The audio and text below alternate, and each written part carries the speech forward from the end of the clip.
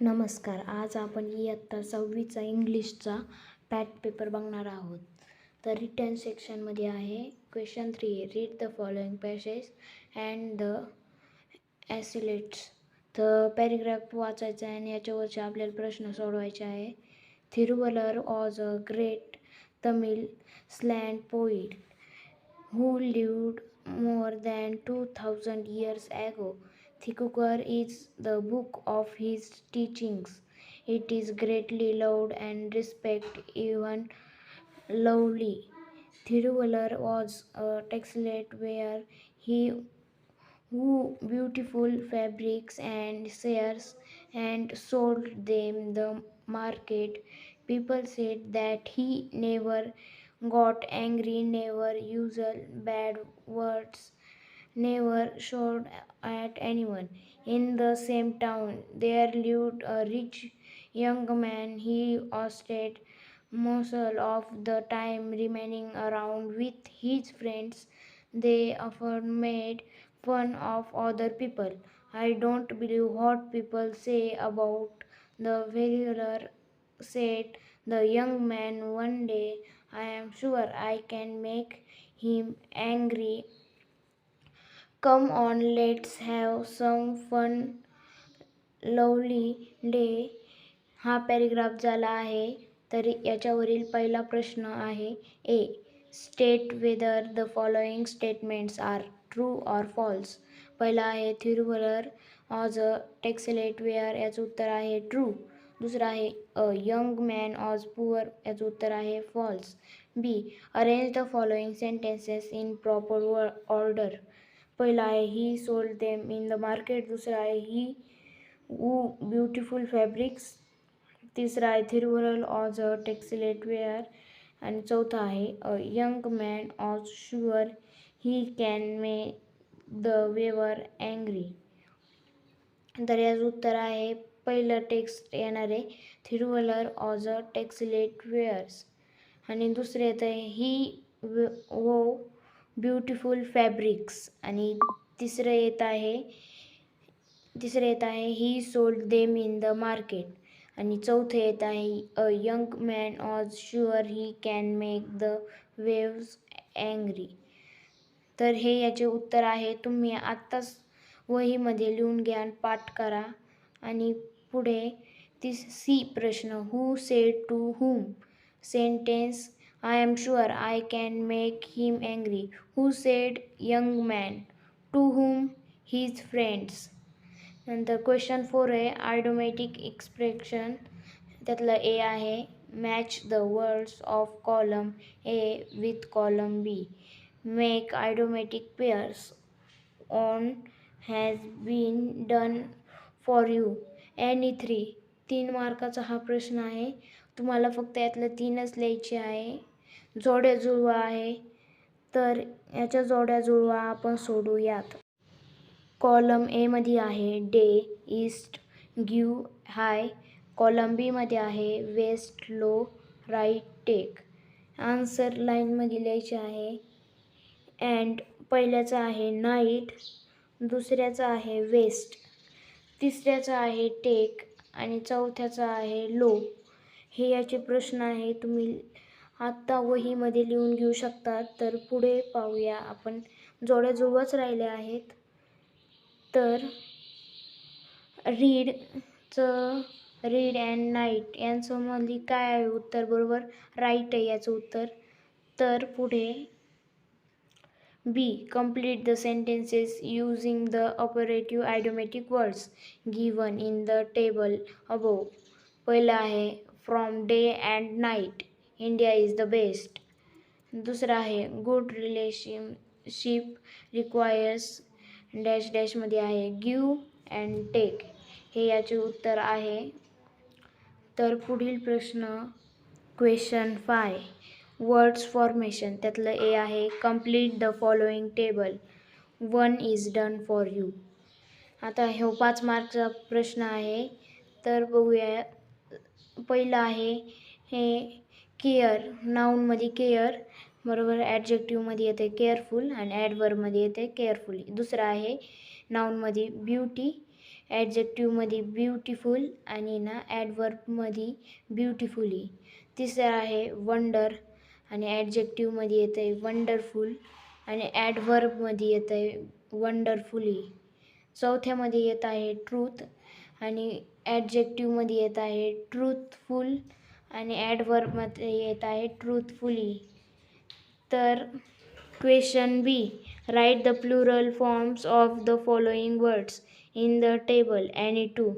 पहिला आहे सिंग्युलरमध्ये स्टोन येतं आहे, प्लुरलमध्ये येतं आहे स्टोन्स. दुसऱ्यामध्ये येत आहे स्टोरी आणि प्लुरलमध्ये येत आहे स्टोरीज. तिसरा आहे पीस आणि प्लुरलमध्ये येत आहे पीसेस. तर question 6, make simple tense form 5 मार्क्ससाठी आहे. त्यातला ए आहे write the plural forms of the following words in the table any two. पहिला आहे स्टोन सिंग्युलरमध्ये, प्लुरलमध्ये येतं स्टोन्स. दुसरा आहे स्टोरीज येतं स्टोरीज. तिसरा आहे पीसचं येतं पीसेस. तो क्वेश्चन 6 आहे सिम्पल टेन्स फॉर्म. ए आहे त्यातलं write the past tense form of any two. Words आहे टेल, पास्ट टेन्समध्ये येतं टोल्ड. दुसरं आहे बिकम, पास्ट टेन्समध्ये येतं बिकेम. नंतर तिसरं आहे टेकचं येतं पास्ट टेन्समध्ये टूक. चौथा आहे कॅरीचं पास्ट टेन्समध्ये येतं कॅरीड. तर हा 5 मार्क्सचा क्वेश्चन आहे. तुम्ही तुमच्या नोटबुकमधून आत्ताच लिहून घ्या आणि पेपरला हा प्रश्न येणार आहे. तर B, choose the correct option from the bracket. पहिलं आहे the boy dash dash go went to his summer camp. याचं उत्तर आहे वेंट. दुसरं आहे he dash dash will come came by noon. याचं आहे विल कम. नंतर तिसरं आहे he never dash dash plays a mobile game. बरोबर येतं आहे प्लेज. तर क्वेश्चन 7 आहे 5 मार्क्ससाठी. Copy given passage in good handwriting.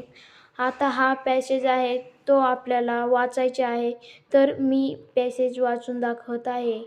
तर hots the there know on hair and wears the bag of merchandise that too is gone. Let's check the magic. The herb quite strong. He must have forgotten something. He must have left something behind.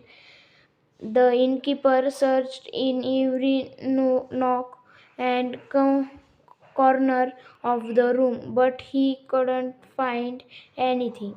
How come forgot nothing? I can't believe it, said he.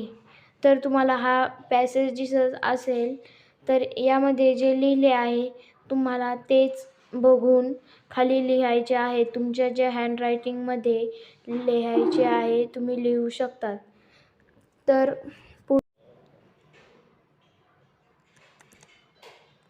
आता प्रश्न 8 आहे.